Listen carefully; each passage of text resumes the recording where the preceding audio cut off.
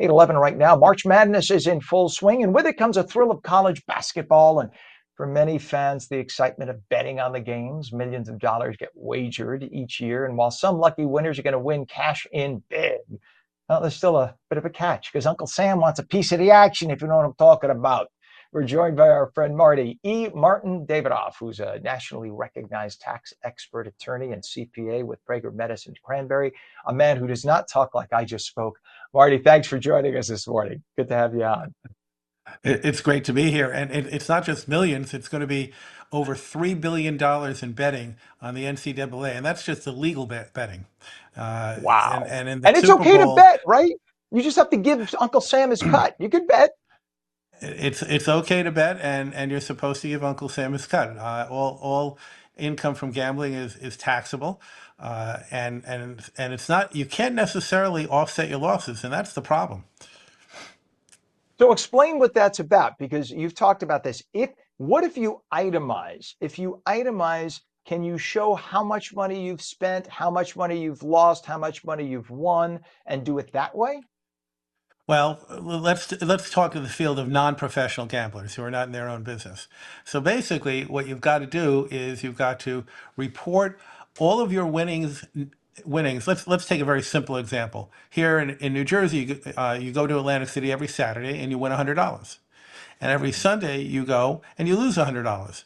So for the year, you broke out even. You won $5,200 on Saturdays and you lost $5,200 on Sundays. How do you report that? You report the $5,200 up what is called above the line as part of your gross income. The 5,200 losses that you had, you can only report if you itemize your deductions. Nearly 90% of the people do not itemize their deductions. So you have a quirk in the law. And by the way, this is only for federal purposes, because New Jersey does something different. But for federal purposes, you have to report the $5,200 of income, and you get no benefit from the losses. You're paying 50 tax on 5,200, even though you made zero. That's crazy. And that's Now, so important. So take the time to itemize, right? well, but you may not have enough deductions to itemize. Most people don't. All right. You have to hit over 14,600, nearly 30,000 if you're filing jointly. And New Jersey has a different rule. New Jersey's rule is you can offset those winnings and losses against each other. You can't take a net loss, but you would report the 5,200 above the line. You don't have to itemize or anything. You can report the losses against it. And there's a whole group of people coming to say, let's advocate a change in the federal law so that you can net the winnings and losings that you have, and up to the point of winning, so you don't have to end up reporting income when you're not making any money. Gotcha. And what about also along the lines of gambling? We forget that playing the lottery is gambling. If you win 25, 30, $40, especially now that people are gambling with the online apps in New Jersey, you can use the lotto.com and Jackpocket, et cetera. Right. They keep records, don't they? Do they report your winnings to the IRS? If you generally they should be reporting winnings if you made more than 300 to 1 odds. And sports gambling's like that too. So consider this: you bet $100. For me, it's going to be on the St. John's team because I really like Hmm. them. You bet $100. Maybe they make the Final Four and you win $5,000. So here you have $5,000 on a $100 bet, and you report that as income. But let's say throughout the on different days you're making different bets, and you win $5,000 on. And by the way, that 5,000 doesn't get reported to the IRS. The IRS only gets reporting for sports gambling if it's more than 300 to 1 odds and over $600. And the history of that is the old trifecta at the track. You'd bet $200, you got 300 to 1 odds, and you'd report anything over 600 if you had 300 to 1 odds.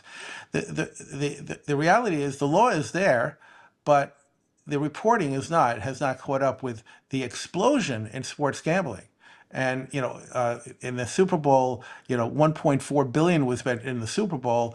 Some people say it was up to 23 billion, but over 100 million people made bets. Now, whether or not you agree with gambling or not, the fact is it's the reality, and they should change the law to offset it so that if you you can offset all of them. Today, there's a little bit of offset. So if you go down to Atlantic City, Ken, and you spend the entire day there and you win some and you lose some, you can take all those winnings and losings in one session, all right? And you can offset them. And let's say you're playing slots machines at a casino.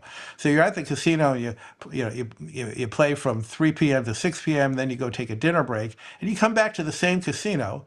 They'll consider that all one session up until midnight. But if you go to Gotcha. another casino, so let's say you win at one casino, go lose at another casino, those are two separate sessions. You can't offset them.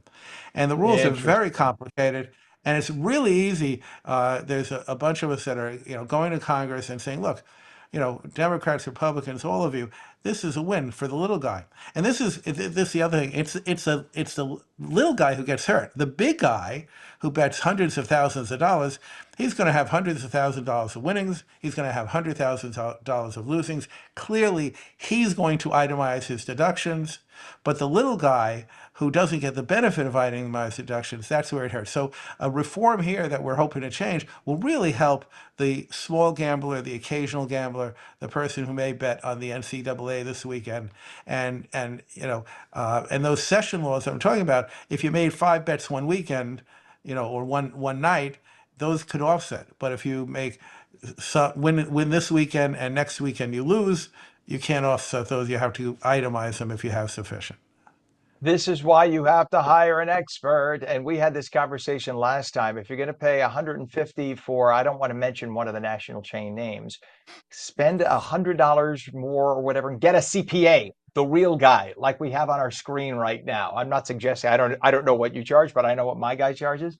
And it just for the peace of mind of knowing that you have, this is why you have the title, the CPA. You go through years of schooling, you know the tax laws front and back. And then you guys have all the specialty programs and stuff, right? So you know as Well, things yeah, get we have updated and specialty tax whatnot. fund, but on this stuff, like many of your things on your tax returns, on these things, it's a matter of records. Does the Right. taxpayer have the records? And believe me, if they could allow offsets, all of your online gambling would be very simple. You get the report from the online gambling place, and there you've got all your records. But right now, you get your report. Now you have to say, okay, when did I have sessions that I can net against each other and when I can't?